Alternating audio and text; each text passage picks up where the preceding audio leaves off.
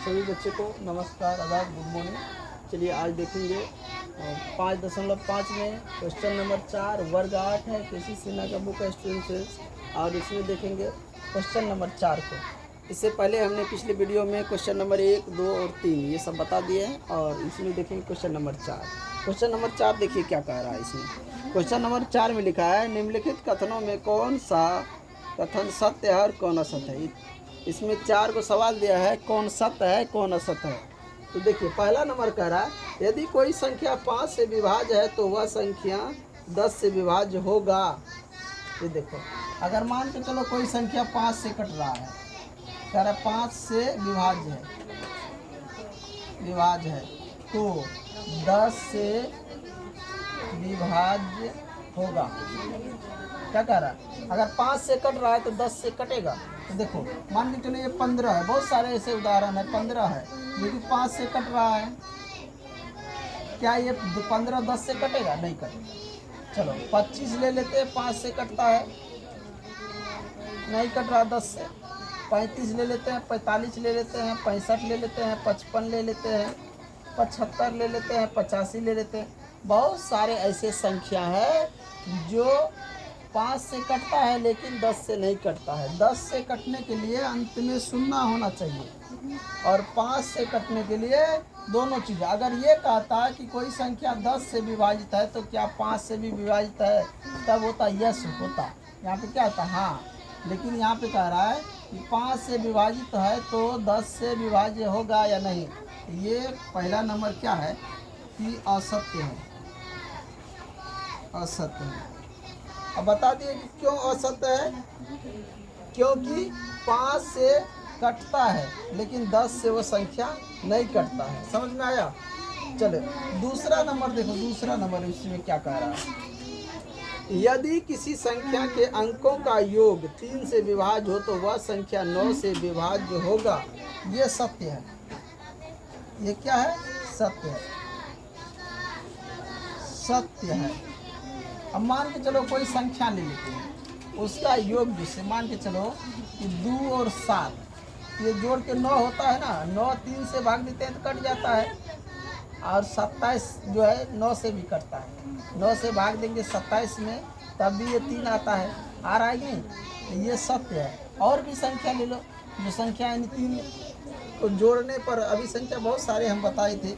मान के चलो 4 3 7, इसको हम जोड़ते हैं तो कितना होता है? 7 7 7 3 10 4 14। 14 तो नहीं कट रहा है। मान के चलो कि अब कह रहा है कि एक और दे दिए, यहाँ पे कर देते हैं 8। अब देखो 4 3 7 8 कितना हुआ? 15। 15 तो 3 से विभाज्य होता है, तो अब ये 9 से होता है कि नहीं? तो 9 से देगा तो 9 चौका 36 बच जाता है। यहाँ कितना? 7 7 के 8 78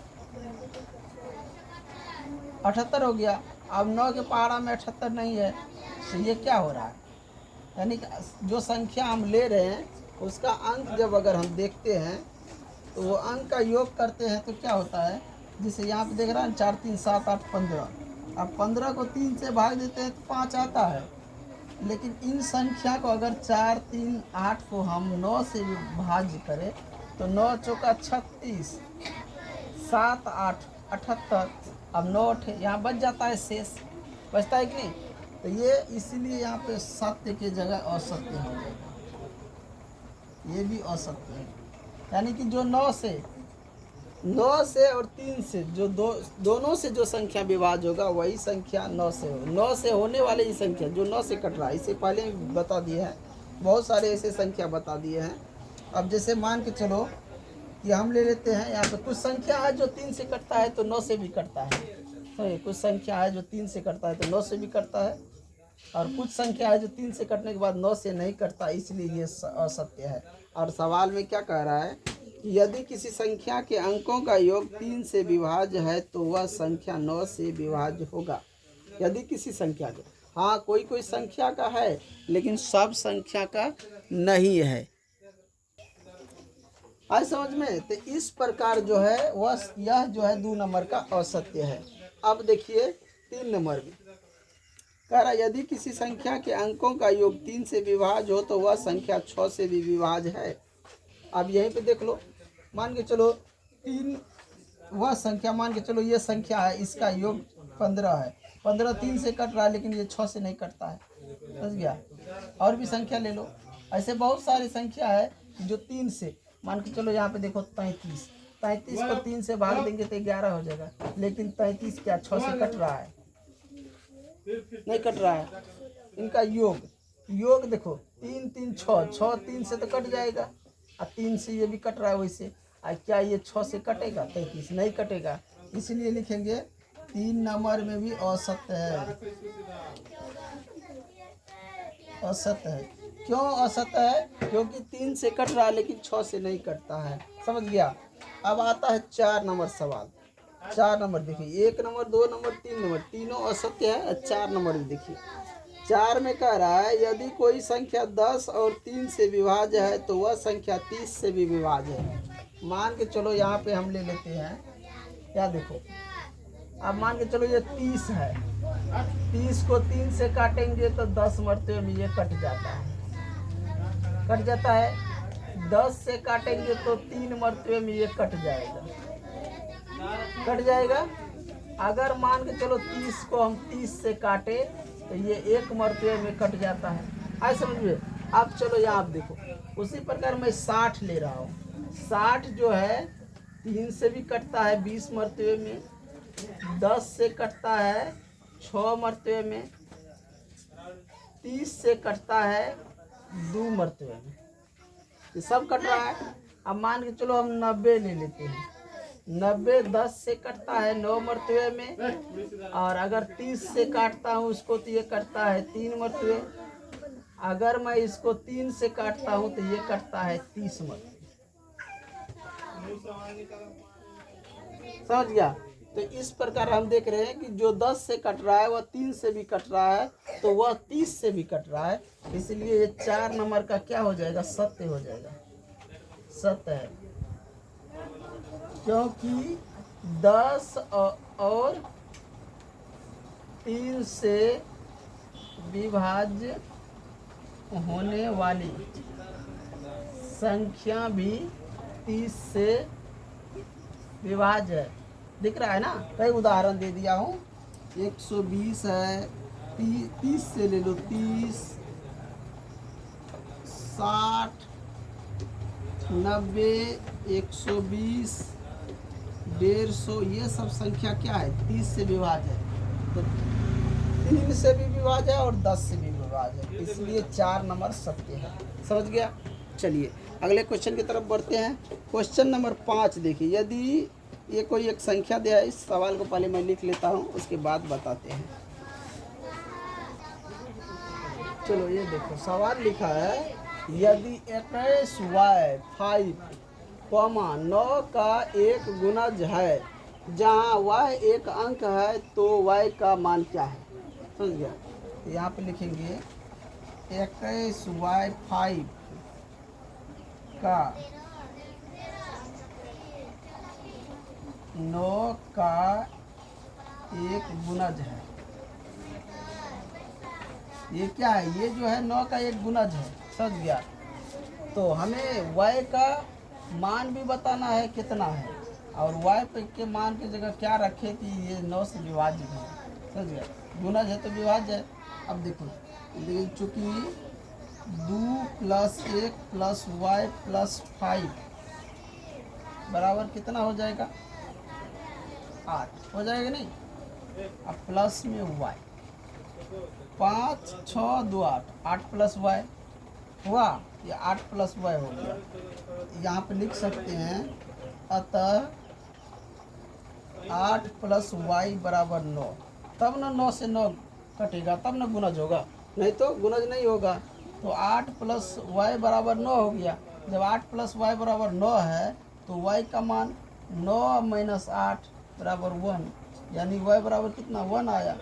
जब हम y का मान 1 रखेंगे यहाँ पे तो जोड़ के 9 होगा कि नहीं? तब जाके, यानी कि y का मान हम यहाँ पे 1 रखेंगे, तब वो क्या होगा? इसका गुणज हो जाएगा, समझ गया। तो इसलिए y का मान 1 होगा, यानी कि y की जगह पे 1 रख के देखो 21 y है यहाँ पे, फिर 1 रखो 5 रखो। अब देखो 9 से 9 दूना 18, 3 1 31, 9 3 27, 4 पे 5 45, 9 5 45। आया समझ में? तो 9 की जगह जब हम 1 रखें तो ये 9 से पूरा विभाज्य है, इसका मतलब ये गुणज है 9 का। समझ में आया? तो इस तरह ये सवाल बनेगा। Question number 5। चलिए अब देखते हैं क्वेश्चन नंबर 6। 6 में क्या कह रहा है देखिए, कह रहा है यदि 31Z5, 3 का एक गुणज है जहां Z एक अंक है तो Z का मान क्या हो सकता है। सेम टू सेम सवाल है। चलिए इसको बनाते हैं क्वेश्चन नंबर 6 को। चलिए इन सवाल को मैं बोर्ड पे ले लिया हूँ। कह रहा यदि 31Z5, 3 का एक गुणज है जहाँ Z एक अंक है तो Z का मान क्या हो सकता है। देखो 31Z5, 3 का एक गुणज है, चूँकि 3 + 1 + Z + 5 बराबर, अब जोड़ लो, ये कितना हो जा रहा है, ये Z है, 2 नहीं इस पर Z मान, तो 5 3 8 + Z तब ना होगा, यानी कि 3 का विभाज्य गुणज 8, ये इसको जोड़कर इतना हुआ। अब देखो, अब यहाँ पे लिख सकते हैं अतः 8 + Z बराबर